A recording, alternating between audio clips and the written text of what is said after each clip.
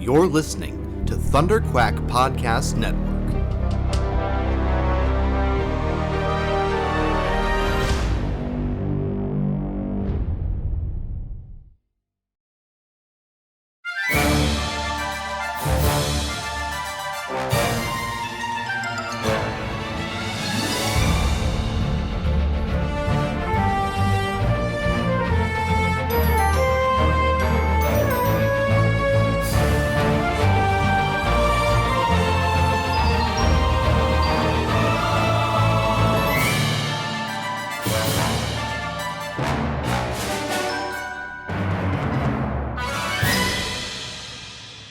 Hello there, and welcome back to Force Perspectives for our second episode.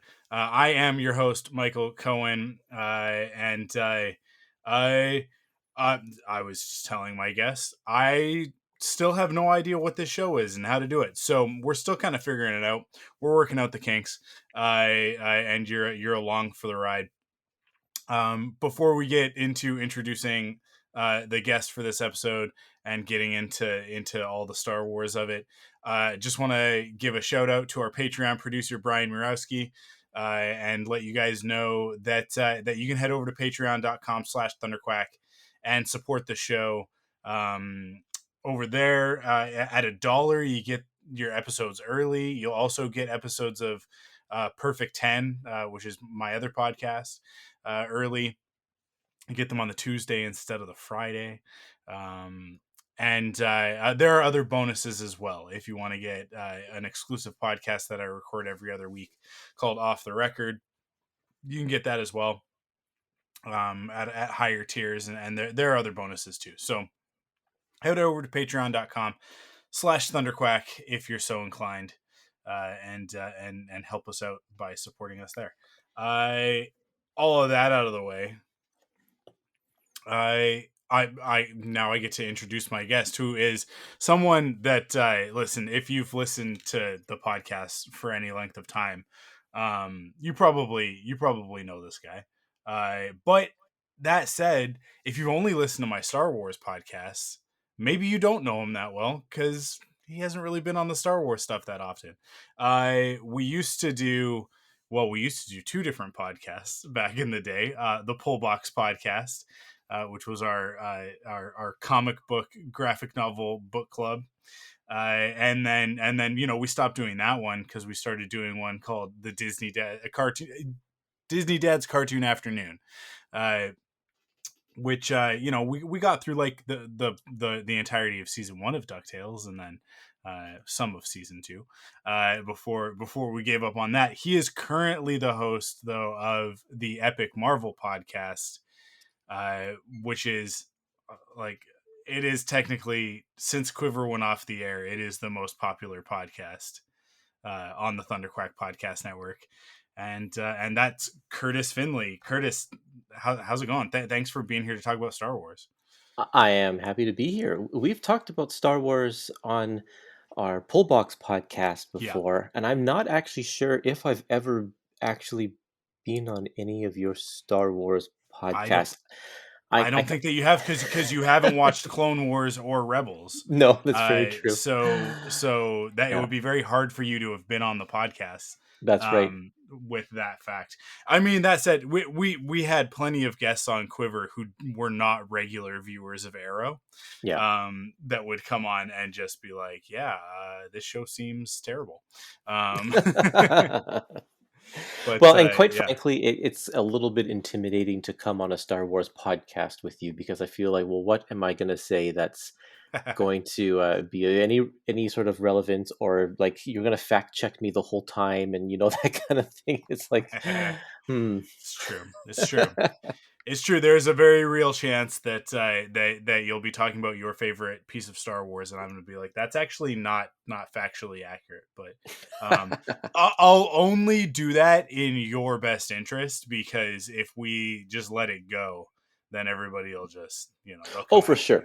If I have bad facts and incorrect facts, then I definitely do want to be corrected. So there you go. I'm going to try to leverage that by not talking about Star Wars as much as I can on this podcast. We'll go into some other territories. Okay. I well, for those who maybe didn't tune into the first episode, don't know the premise of the show. This podcast is essentially every episode I sit down with one of my friends and I talk to them about their favorite aspect of Star Wars, whether it's one of the movies or a book or a video game, a TV show, character, whatever topic they want to talk about, whatever specific thing is one of their favorites. The funny thing is that what I'm trying to do right now is actually over on Perfect 10. I'm grabbing all of like my Star Wars people that I only usually talk to about Star Wars, and I'm talking to them about other stuff. I'm giving them an opportunity. A lot of them are Star Wars podcasters, to talk about things that aren't Star Wars. So that's why when I was like, I need a second person. I mean, we had Danielle on the first episode, who is regular from back in the faster, more intense days. So, but I am going to try and bring on more of my friends who are outside of the Star Wars podcasting community to talk about Star Wars on this show. And that's where I was like, I'm going to grab Kurtis, because we've never had, even off air, we've never really had that many in-depth Star Wars conversations. Like, we've kind of talked about it here and there. We talked about very specific stuff on Pullbox, in reviewing those comics that I think we did two separate months, right? Because we would kind of do them like 3 books I think in a we did month. all of the launch titles of Yeah, when Disney took over Marvel. We did all of those yeah. 3 launch titles. And then I think we did a Star Wars month, because I know we did Tag and Bank, we did Dark Oh yeah. Empire, like the Oh, whole Dark Empire that's trilogy, true. and we Yeah, we did that. and I think one other comic. I don't remember what it was. But Wow, I forgot about that. we did those ones as well. So those conversations obviously are very like focused in on reviewing those comics. But I mean, I have legitimately never asked you the question until this, like, what is your, because we usually talk about Marvel stuff. We're usually talking about Marvel or occasionally DC, or we're talking about like other obscure not obscure comics, but like off the beaten path comics and stuff like that. So yeah, it's the Star Wars question of the day. Like what is your favorite part of Star Wars?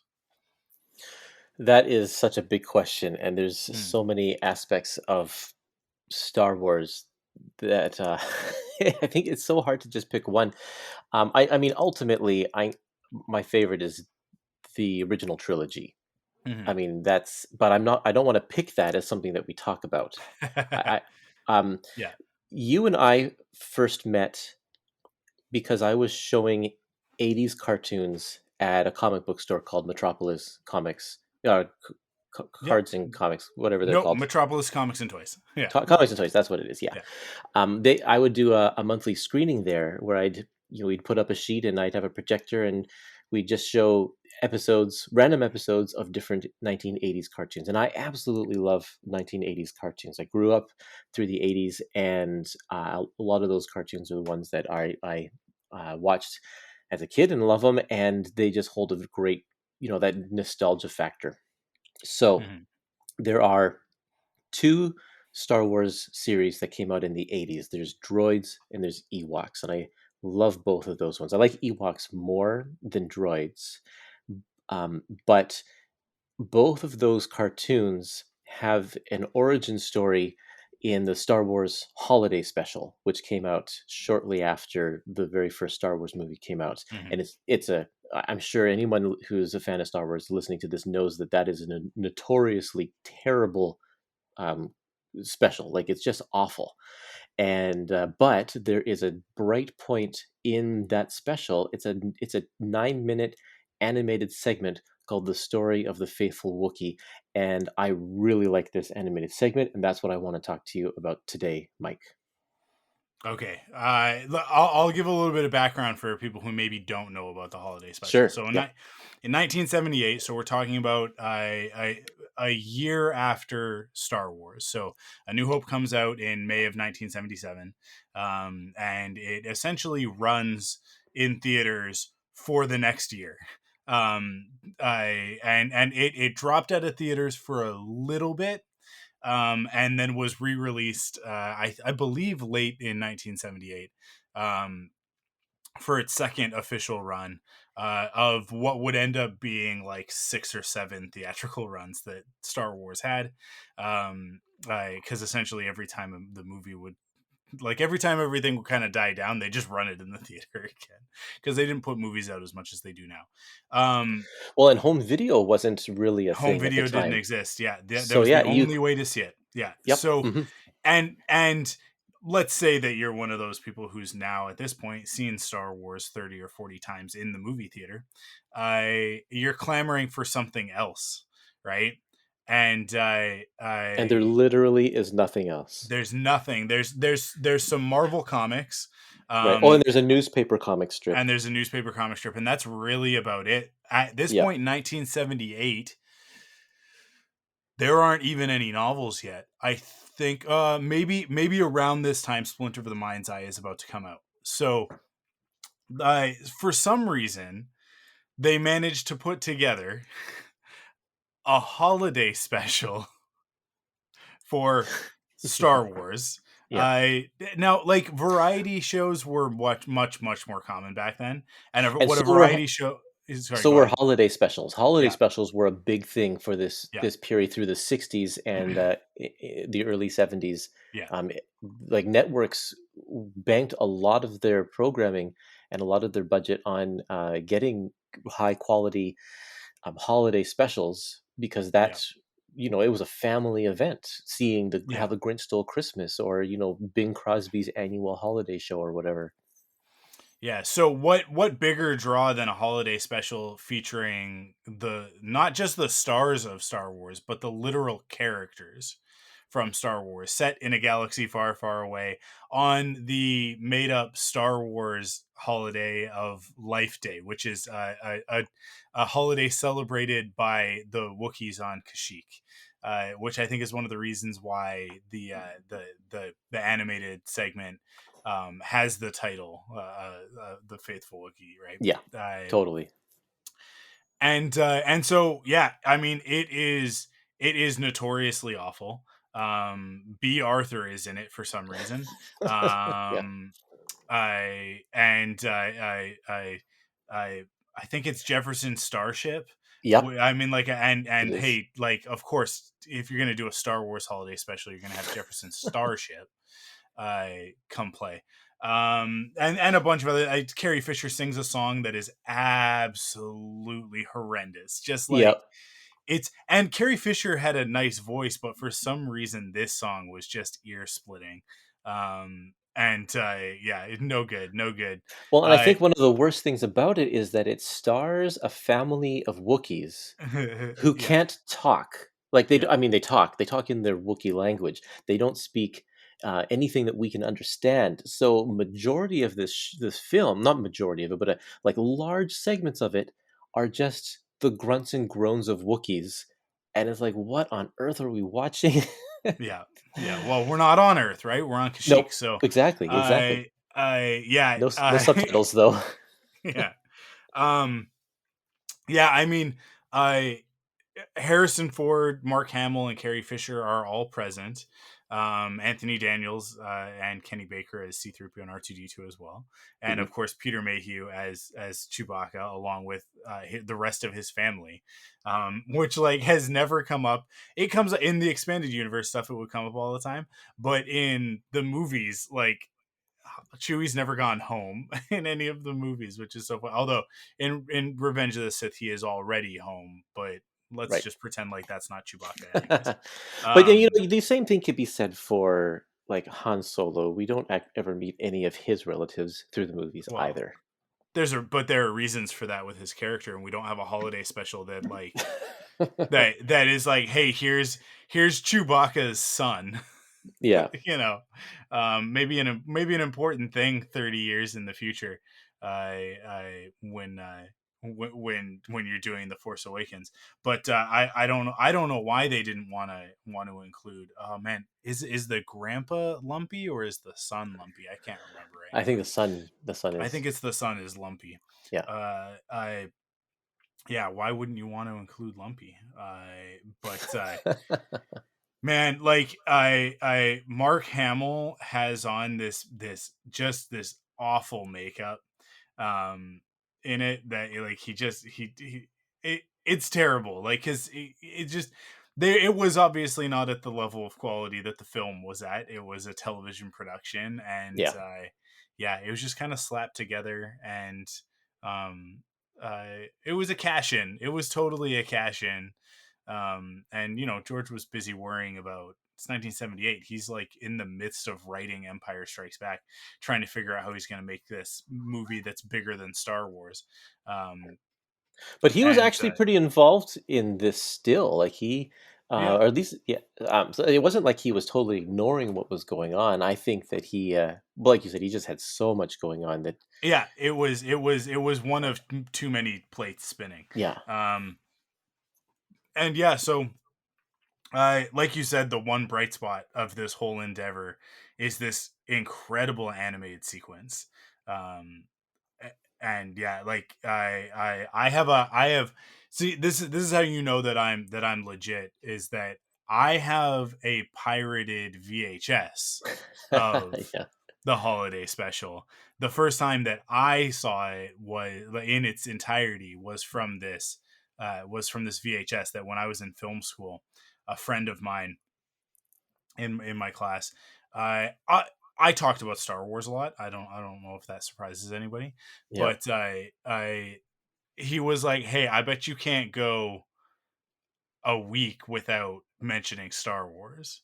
And if you can, if you can go a week of like a full week of class without mentioning Star Wars once, I I've got something for you that will be worth it. And I was like, yeah, sure, whatever. I can not talk about that. That's fine. And I just talked about, I don't know, probably Indiana Jones or something like that instead. But um yeah, so we got through that whole week, and he was like, as promised, here it is. And it was a VHS copy of the holiday special in its entirety. Um Did that blow your I mind? And yeah, I mean, like, watching it was like, this, I don't know why I'm subjecting myself to this, but I also can't stop.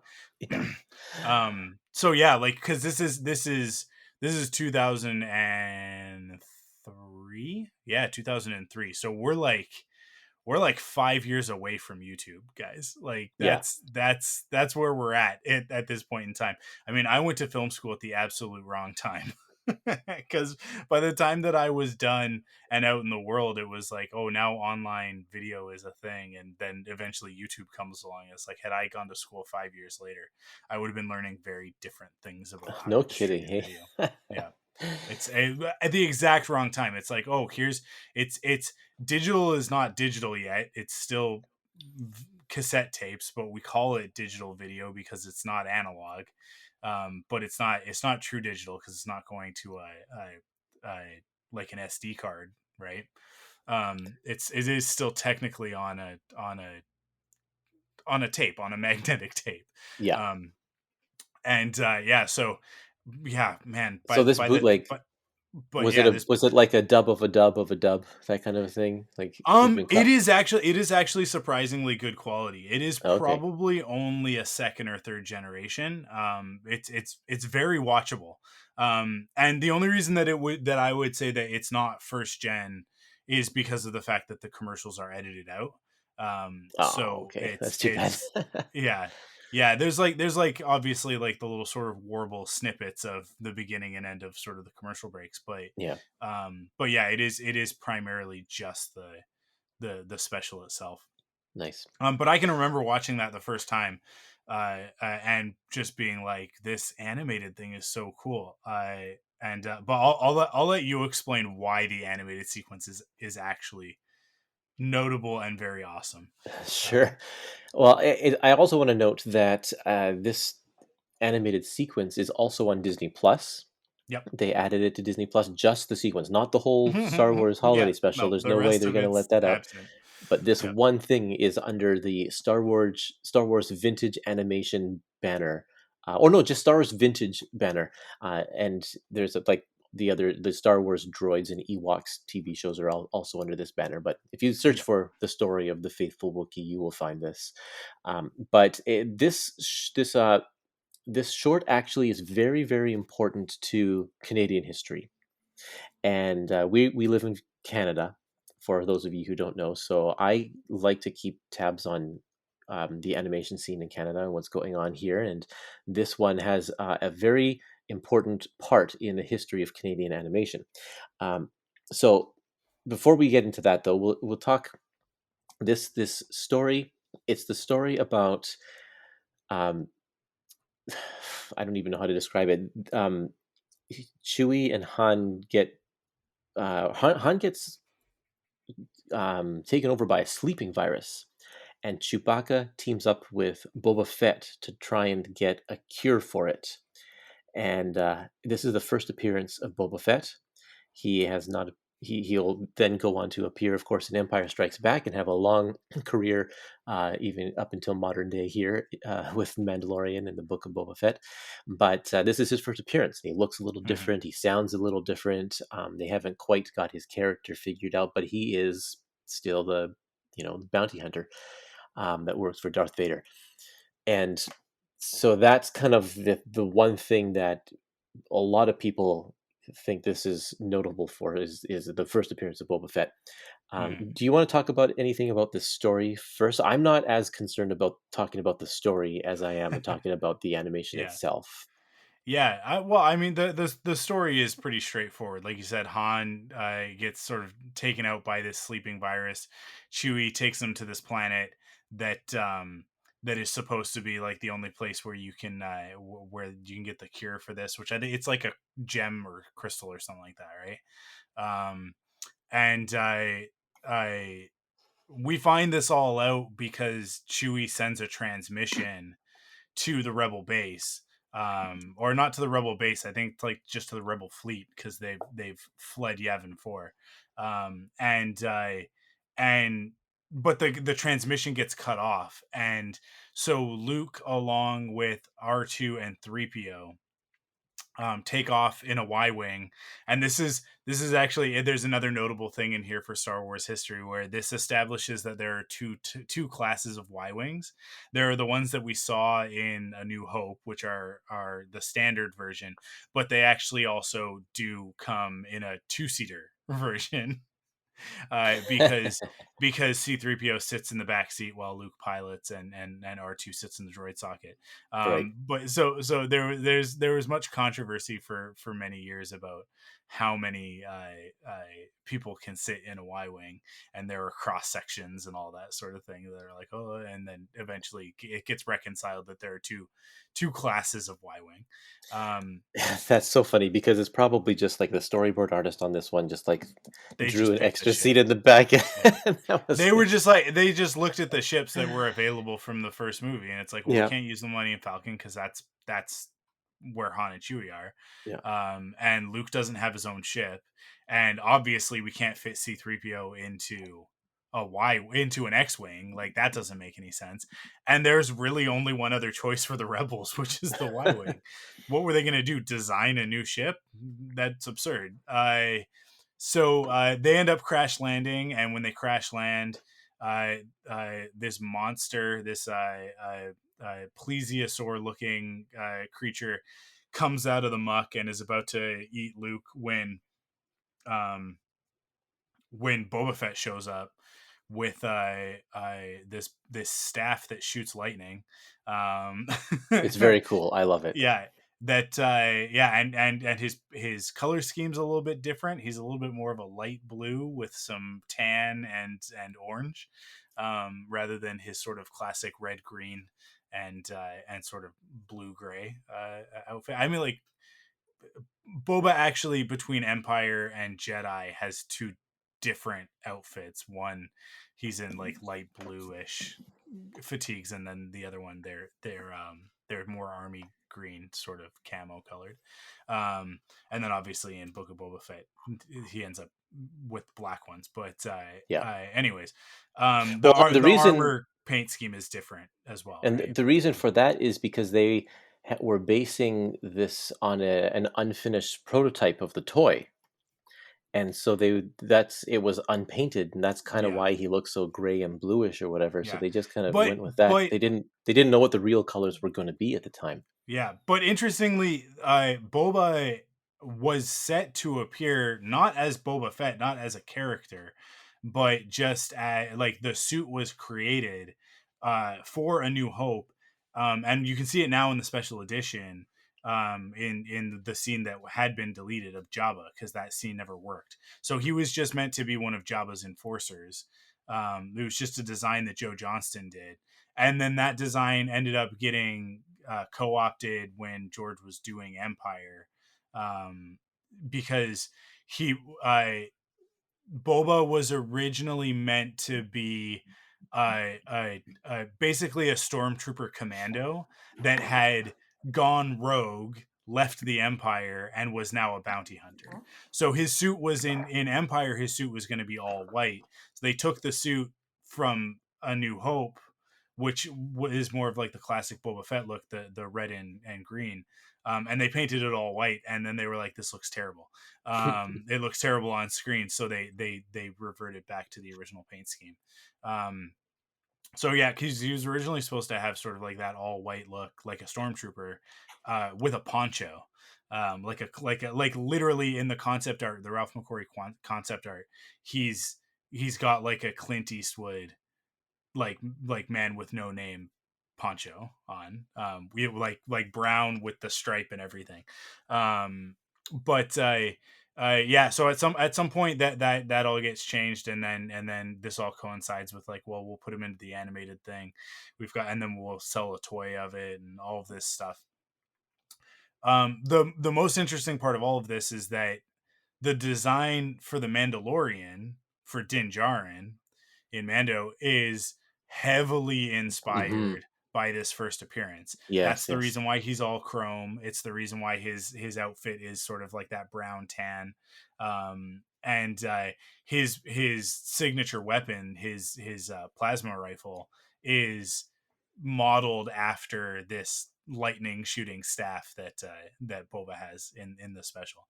Um, but Boba appears as like a friend at the beginning, but he constantly refers to Luke and everybody else as friend.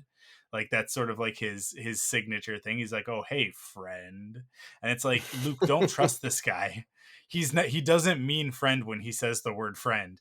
And R2 is immediately distrustful of Boba, but Luke is naive and young, so Yeah. he's just like, okay, cool, you're gonna help me save Chewbacca and Han. They go through the whole thing. They find, I think it's a gem.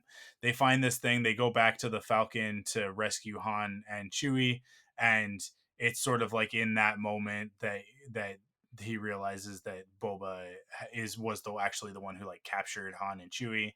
Um, and I think Chewbacca maybe escapes or something, and they get out of it and whatever.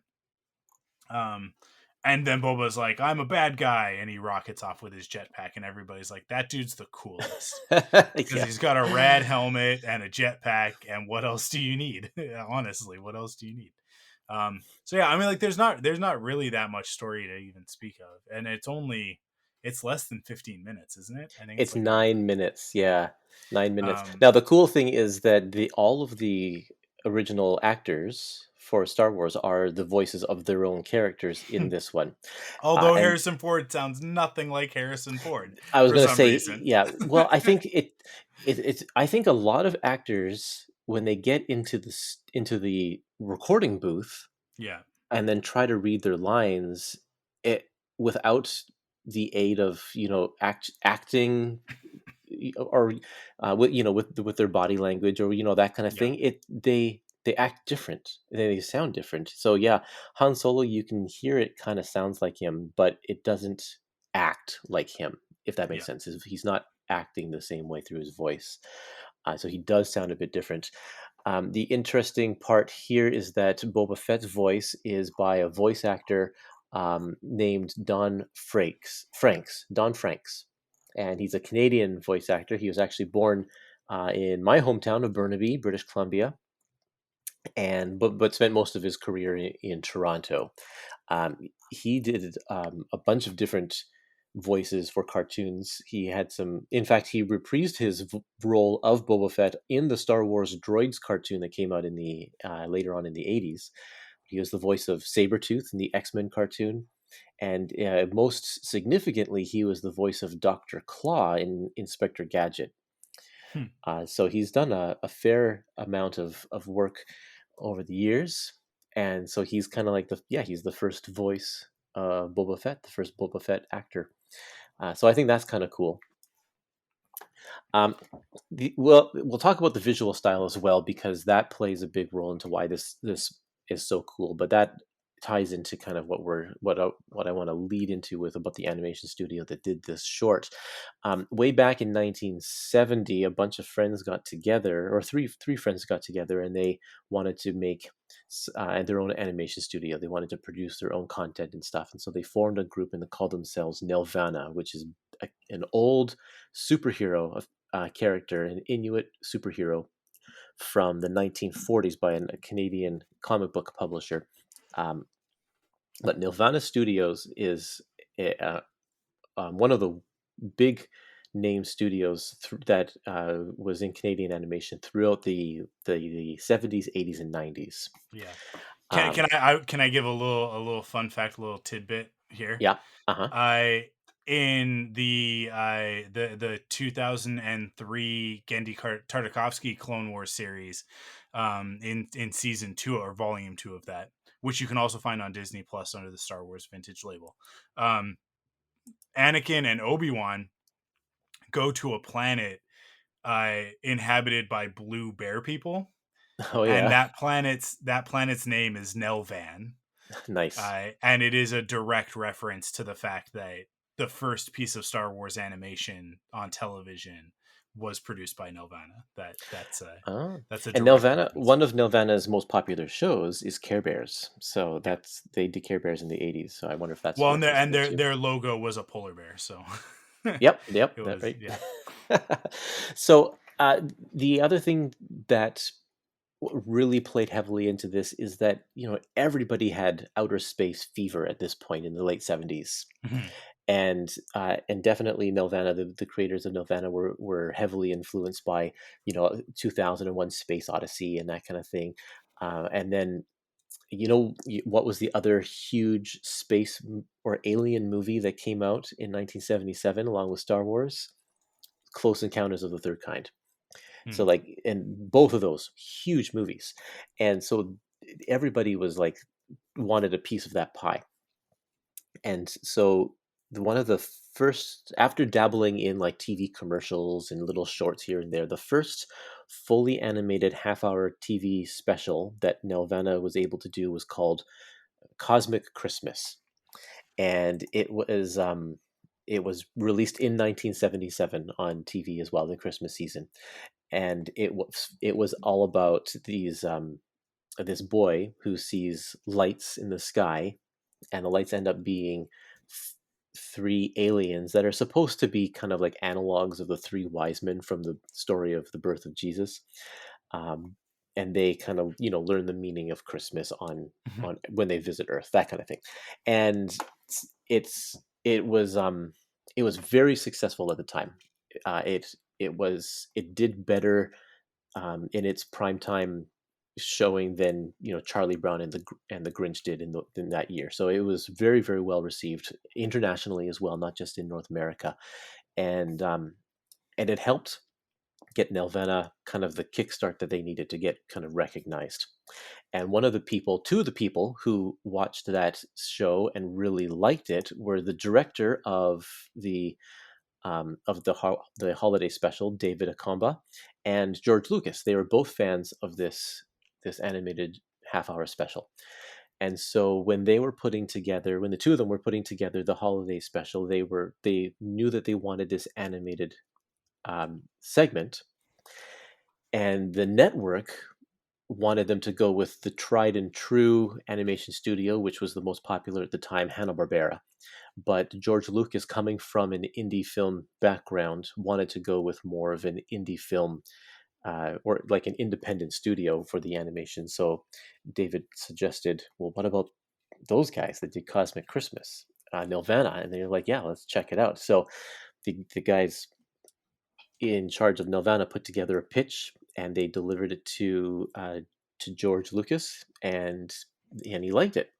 And the pitch was the story of the Faithful Wookiee, and so that kind of um, they went on from there, and this this even though it's only 10 minutes, this holiday special, the animation here got them more notoriety than Cosmic Christmas because they were working with George Lucas, and it really cemented their place in animation history. Like in that they went on to do some really amazing things, and they had a huge career that lasted for another couple of decades, doing shows like Inspector Gadget. I already mentioned Care Bears, Beetlejuice, um, Tintin, Babar. Those are Canadian ones. Um, they did your one of your favorites, Cadillacs and Dinosaurs. Hmm. If you're a little younger, you may know shows like Franklin the Turtle or Stickin' Around, which is on YTV a lot. Um, yeah, and then they did a feature film called Rock and Rule. And if you love 80s metal, like if you like the Transformers soundtrack, um, and you love just 80s animation, like Rock and Rule is just amazing. I love it. It's a it's a great movie. And so if you watch Cosmic Christmas and if you watch Rock and Rule, and then you watch the story of the Faithful Wookiee, like they all look very similar. Like Nelvana had a very distinct style. The way their characters moved, the way that their faces were constructed and stuff like that. It's all very similar, and I love it. I think it's great. It has all of the hallmarks of late 70s, early 80s animation. Just the way that people move, um, the colors that they use, the way they layer their backgrounds and stuff is just it's just fantastic. I love it. The other thing that George Lucas specifically requested is that the look of the animation and the look of the character designs based off of the work of a French comic book artist called Mobius, and in particular, he had a series of stories which are collected in a book called The World of Adina. And in that one, it's an outer space story as well about these two repair people who go from planet to planet doing repairs, and they discover kind of the meaning of life. And it's just fantastic. But if you Google The World of Adina and look at any of the artwork, and you'll look at the way that the characters are drawn and look at the way the backgrounds are drawn, the colors that are used, it's very similar to the story of the Faithful Wookiee. You can see that they for sure heavily drew upon Mobius's work in order to craft in order to craft the style here, but then still retained the Nirvana look. It's quite amazing. So there are like you, I think you mentioned Han Solo doesn't look like Han Solo, or nor does he sound like Han Yeah. Solo. He's like all of them are caricatures of the actors, but Han Solo, like they took that character to the extreme. He's got an extremely long face, like his brow is huge, which make his eyes close the entire time, and um, it's just there's such um, there's such life, I think, from that caricature. And same with Luke and Leia, they have these big eyes, and Leia's got these huge lips that just when they animate them, there's a lot of expression in them. And I think that's important because one of the main characters is just wearing a helmet and you can't see his expression. And then there's two droids that don't really give off expression. And even Chewie, who is very expressive, he's more expressive in this cartoon than he is in any of the movies, is still, they still keep him fairly reserved. So I really like the way that they attract, or sorry, that they, I like the way that they animate the three main human characters in this. Yeah. um, what are your thoughts on what are your thoughts on the style? Do you like the style? I mean, it's unique, and it's definitely of the time. Hmm. Um, because we're even like, we're in the 70s, right? So we're even like pre, He-Man, Transformers, Yeah, certainly a definitely. long before Ghostbusters and Ninja Turtles. Um, That's when and things start to get standardized and Yeah, streamlined, exactly, and exactly. so So yeah, that yeah. like those techniques don't really exist yet. So we're talking about uh I mean, like, what are the contemporaries of the time, right? We're talking about like Scooby Doo. We're talking about, Hmm. like Yep. you're talking about Hanna Barbera, right? Yep. Yeah, Fat The Albert was another big one Yeah, at the the time, and Super yeah. Friends is Hmm. even like kind of a little bit old at this point, right? Well, Or no, no, I guess this Super Friends is right in the Super middle Friends of the ran seventies. right through the 70s. Yeah. Yeah. So like you're in the era of either it's gonna be three frames have been drawn in total for this entire cartoon, like a Scooby Doo or a Super Friends, where it's really just like mouth movement most of the time, or you've got something more like a Fat Albert, which like go back and watch some Fat Albert. There's some amazing animation. I mean, like, hey, the whole Bill Cosby thing, we don't need to get into it. No. Let's maybe not support Bill Cosby as an enterprise, but as a piece of animation history, Fat Albert is an incredibly well animated cartoon. The quality level at the time for like a TV show is pretty cool. Um, and this is a little bit closer to that, where it's like, like on model off model doesn't really mean much. Right, like we're kind of just, the characters are fluid and expressive. Yeah. And certainly with a 9-minute cartoon, this is an animated short, right?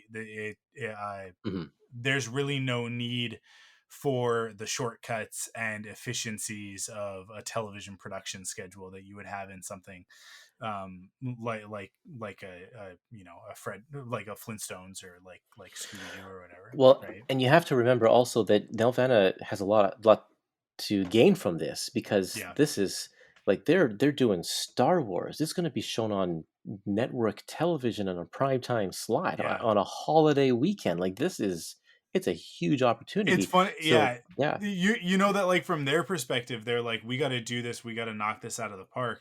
yeah, If only everybody else on the live action I side of know, this right? production had felt the same, and not just been like, we're gonna put a little volcano on the top of this guy's head and he's gonna drink his drink through the top of his head.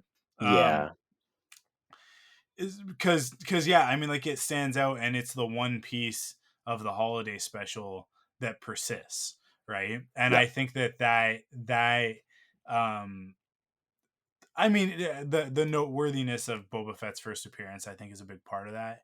But would that be noteworthy if they didn't capture the imagination of everybody watching with the way that they presented those characters, right? I mean, hmm, think about it. It's difficult now in 2022 to look at the the the the Faithful Wookiee short and go, at the time, we literally only had the movies, and even at this point, we only have a year of the comics, which we've barely just covered the movie itself. yeah. Half of that year was the movie adaptation. Exactly. Yeah, Like, maybe we've been introduced to Jaxon and some of those other characters, and expanded out the Star Wars universe a little bit, but not very much. And so this is really one of the first things that's like, hey, um, Star Wars is weird and crazy and zany. yeah, Like Star Wars can get kind of nuts sometimes, and they were able to do things in this that George obviously was not able to do in the film, because the technology just didn't exist. So like, you can have a dinosaur in it, you can have a guy with a jetpack in it, right? You can have these incredibly dense, populated uh, uh, alien worlds, right? Like, because the planet that we end up on, they go into the city and it's like, it's bustling, which is not something that, like, again, don't think about the special edition. You got to think about the theatrical cut. Um, Mos Eisley is all of like 2 shots Yeah. before we're inside the cantina, and even then the cantina is pared down extensively compared to what it is in the special edition. I mean, people rip on the special editions all the time, and it's like, oh, like the Han stepping on Jabba's tail and stuff like that, and they added in the dewbacks and the beak and the Sarlacc pit and stuff. There's a lot that they add into those special editions that we now just consider to be part of Star Wars. And obviously, I mean, 1997 till now, it's been quite a few years, you know. So like that's Star Wars. But if you can find a copy of like the THX versions, which is the best, in my opinion, the best version of the the theatrical they're not technically the theatrical cuts. They are actually edited even from the original theatrical releases. In fact, by 1978, by the time that people were watching this, the cut that they were seeing and the It re-release was already theater different. was a different cut from the first cut of the movie. Hmm. Because George, like, people act like the special edition was like, oh, he went and he messed with them. He never stopped tinkering with them. Every time they re-released those movies, A New Hope was slightly different. Because that was just what George was like, and I think it's why he sold it. I think it's why he let it go, because even the versions that are on Disney Plus were modified from the Blu-ray releases, which had come out just a few years prior. Like, just every time. Every time they've been re-released, there's something Yeah. slightly different. Like But Yoda is a CG character in Phantom Menace. yeah, exactly. Um, but yeah, like the version of Star Wars that the world had at this point was actually mostly human, with Yeah, the it's pretty exception of small. Chewbacca, right?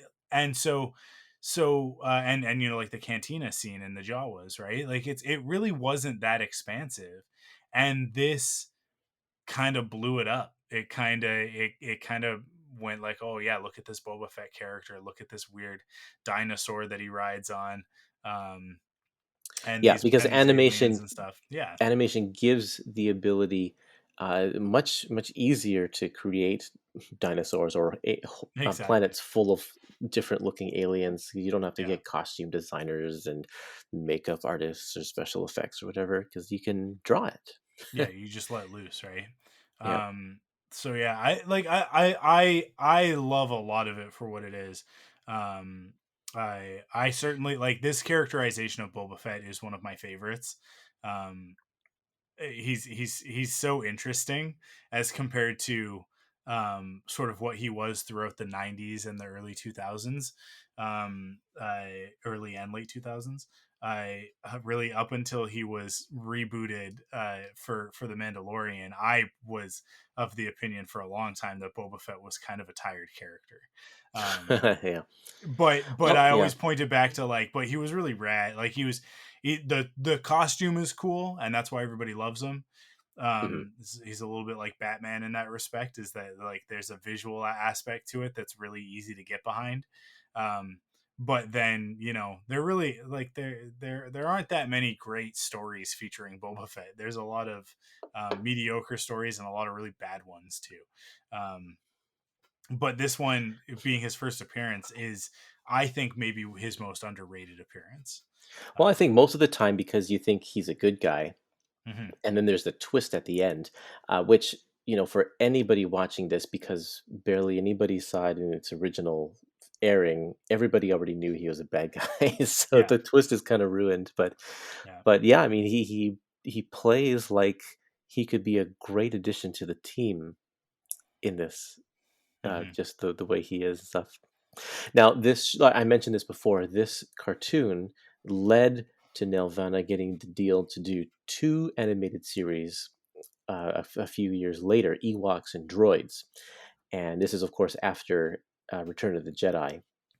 And those cartoons are very much um, they're much more standardized and streamlined. Like we said, once we get into the mid yeah, '80s animation, um, I mean, Hanna-Barbera and Filmation always were streamlined. Like they Mhm. always kind of took their shortcuts and stuff, but kind of everything else kind of followed suit, and Nelvana as well, because had expanded their company quite a big deal at the time. They were working on multiple productions at once, and they needed to have that economy of the pipeline.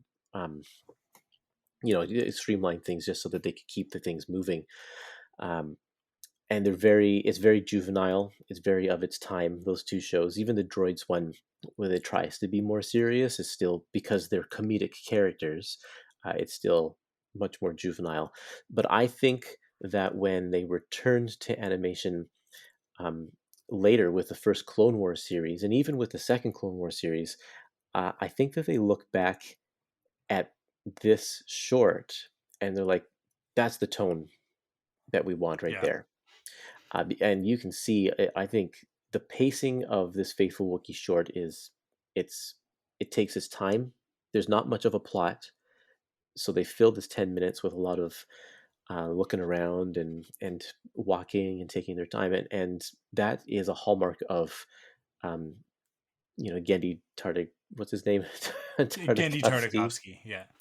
Yeah. That's what he does with Samurai Jack and with the Clone Wars. His pacing is very similar to this kind of thing, and I think they look at this and they say, this is we're just continuing on this history of what this little short has started.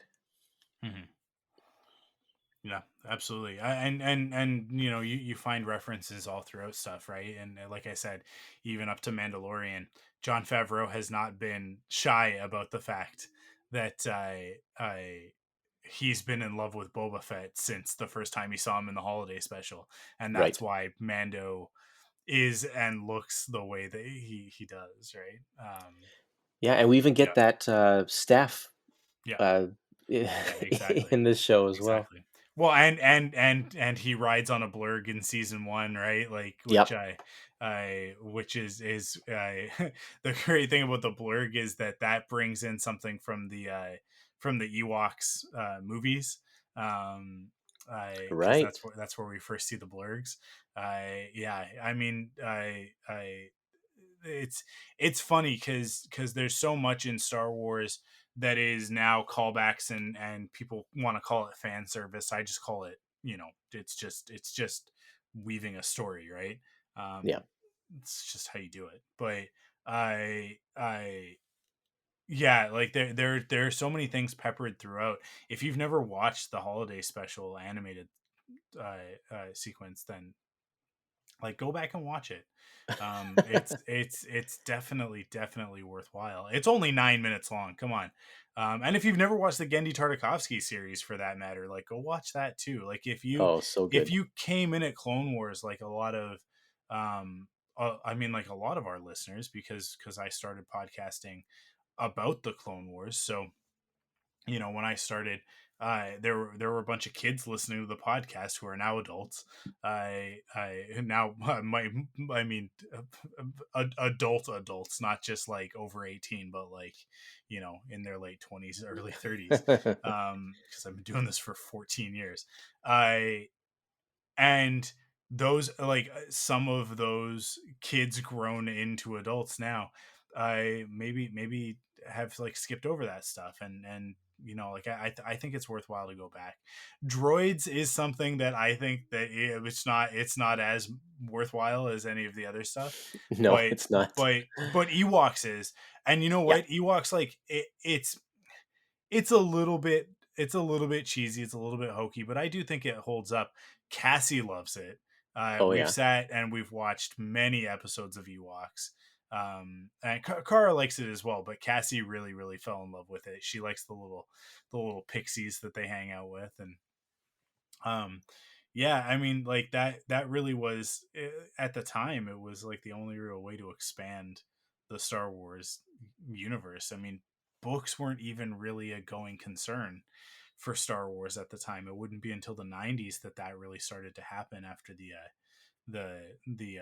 the Thrawn trilogy, right? So, Right. Yeah. um, yeah, at this point in time, it's really all I mean, at really for the holiday special, that's it, dude. It's like that and Splinter of the Mind's Eye, and then it wouldn't be until a couple years later in 1980 when we would get the Brian Daley Han Solo trilogy. And then the Empire novelization and a couple more things here and there, but not really, like really not that much. There are not that many Star Wars novels before before the 90s. Now there's a new Star Wars novel every 15 minutes. It drives me nuts. It's like Yeah. you turn around and they're like, here's a new Star Wars novel. I'm like, I actually haven't even started the third new one that you just released. And they're like, yeah, it's the High Republic series, and there's a new one every 3 months. Oh yeah. And but don't forget about the comics, which are also happening. There's 6 series for the High Republic, and then there's also the regular ongoing Star Wars, and there's also a Han Solo miniseries right now, and there's also it's like we're Well, and so there's young inundated. adult fiction, and there's kids Yeah, books, and yeah. yeah, yeah, and there's weird stuff like the Jedi Academy Yep. Yeah. comic, like graphic novel series where that is like not canon, and there's Lego Star Wars, and like we're inundated with it to the point that you really have to pick and choose what Star Wars you want to consume, because there's no way that a human being with a job or children or even just any sort of social life could Could manage keep up to with. Yeah. keep up with everything, nor would Yeah. you want to, because not all of it is for everybody, right? But yeah, but at this point in time, 1978, people are clamoring for it, which just makes the tragedy of the holiday special that much more impactful. uh, Yeah. but yeah, I cool. I mean, like, I think we've talked this one to death. I think uh so. Yeah. I think we're good. um Awesome. Curtis, where can people find you if they want to hear you go in depth on, I don't know, let's say, Marvel comics? I don't know. Well, I've got a perfect podcast for you in that case. The Epic Marvel Podcast. We talk about classic Marvel comics. So we pick a different character in each episode, and we pick a different era. Just grab a chunk of 10 or 12 issues in a row and talk about them in detail. And I usually try to intersperse some interview clips or with some of the creators, and that's Mhm. at the epicmarvelpodcast.com. And if you search for Epic Marvel Podcast on any social media, you'll probably find me. I'm all over the place. Yeah. Do you have any Star Wars episodes? I know that I was gonna be on one at one point, and then it never kind of happened. But Yeah, uh, I actually don't. And but something that I have been doing, I just started this a couple of weeks ago, is I decided I yeah. wanted to read through all of Dark Horse Star Wars comics because they've all Mhm. come out in epic collections. They're not all out yet. I think there's maybe 6 more volumes that need to be released or so, but it's there, and so I've decided I want to read them all, but not in the order that they're presented in these epic collection books because they present them in they place all of them in chronological timeline order. Uh, but I want to experience them as they originally were published. So I'm reading them in publication order, and I am chronicling my experience on my Epic Marvel Podcast Discord server. So you can check that out. Okay. And every day I'll just a few notes about my reading Yeah. experience of the day. Um, the funny thing about that, for people who may not be very familiar with Curtis, is that Curtis is much more into like older comics, and more sort of like I was saying Yeah, before, like sort of obscure obscure, stuff or off the beaten path stuff, yep. or like more like comic strip type things.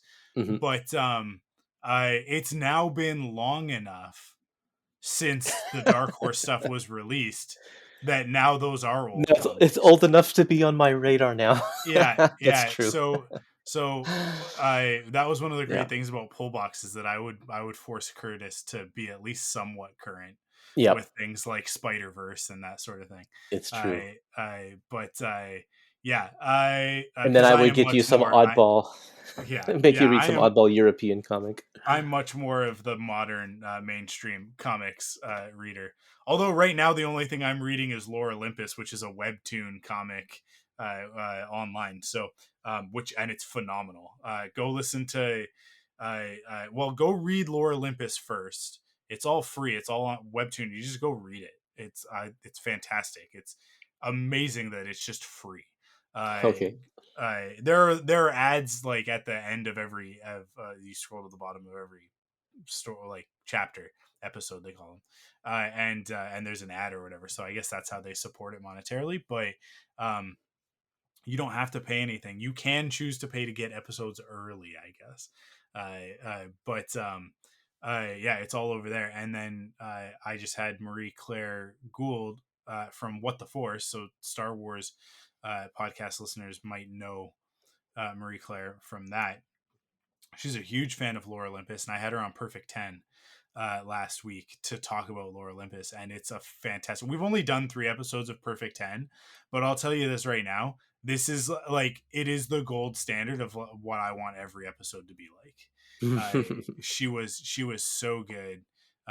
It was such a great episode, and Lore Olympus is so great. It's so fantastic. I mean, it's not going to be for everyone, but but I quite enjoy it a lot. So that's the only comic that I've been reading. That and Ninja Turtles, the current Ninja Turtles stuff. Well, I'm like 2-3 years behind, but I'm trying to get current. It's hard. They put a volume of that out every like 2 months. Oh A yeah. volume, not like an issue. Like it just seems like they've got so many series running. It's like here's volume 1, here's Jenica, here's this other thing, here's a micro series, and you're just like, cool. It's really easy to fall behind on that one. But yeah, I awesome. Like I said, Perfect 10 is out. Next week there will be no new episode on the main podcast feeds. It'll be an off the record episode.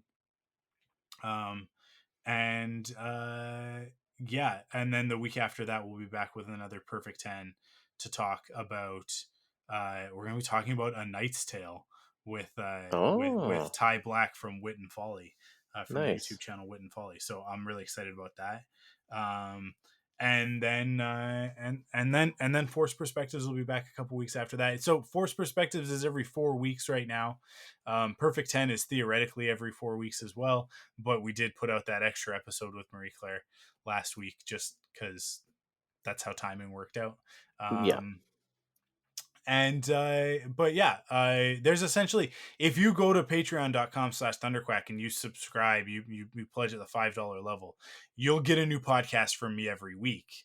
It's just two out of those 4 weeks are the Patreon exclusive one, where I just talk to myself for 45 minutes to an hour about something that I like.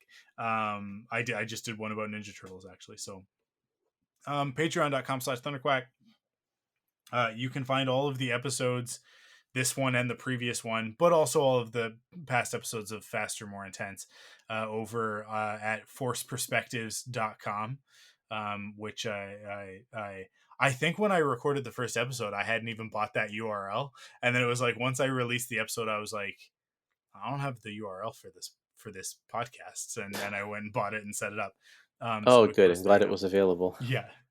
um it's kind of a funny, like it's a because it's such a, like, it's not forced perspectives and it's not forced perspective, and like I think we're Right. we're Yeah. we're like just off enough that like nobody had grabbed it. So um but yeah, tell your friends about the podcast, and then go listen to Epic Marvel Podcast, which is part of Thunderquack Podcast Network as well. And Hmm. just listen to all of them. Go download a couple episodes of the Riverdale gang as well. I don't even care if you watch Riverdale. Just like put it on and turn your volume down. But just support all of our podcasts is what I'm saying. It's like the Netflix thing, right? Because people are like, oh, Netflix only counts things if you binge them, right? Like so if you're watching things week by week, like you are with Stranger Things, Curtis, Yeah. you have been with your kids, I then They don't. It doesn't count? You don't. It's like you're not even watching it at all. Oh, Like you may man. as well not be watching it all. They don't. Well, They who don't has care time at to all. binge I know things? exactly, right?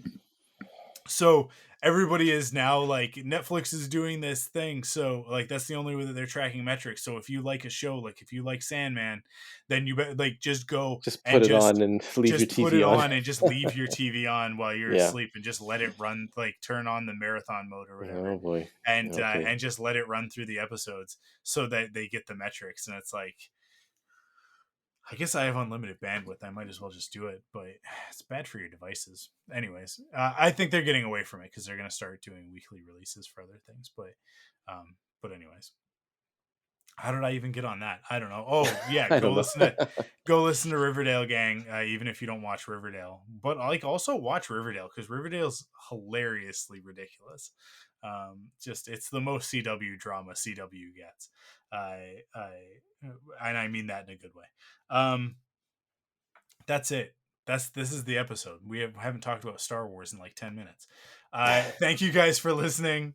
And like I said, we'll be back in about 4 weeks. I don't have a guest lined up for the next one, so I can't even tell you who the next guest is.